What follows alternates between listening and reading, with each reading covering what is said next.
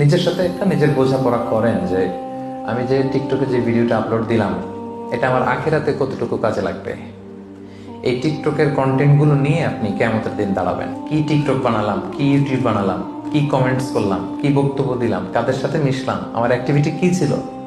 আল্লাহর সুপ্রিম কোর্টের কাঠগড়ায় পাই টু পাই কিন্তু হিসাব দিতে হবে। আমার এই শক্তি, সামর্থ্য, আমার এই যৌবন, আমার এই ক্ষমতা, দাপট কিছুই থাকবে না। এক সেকেন্ডও লাগে না এটা আল্লাহ থামিয়ে দিতে, ঠিক না?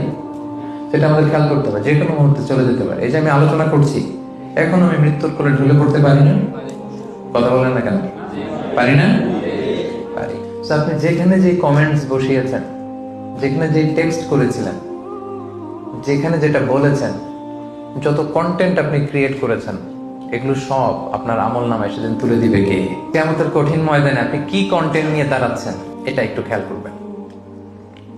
এই দুনিয়ার জীবনটা এটা একটা ধোঁকা, এটা একটা মায়াজাল, এটা একটা মরিচিকা।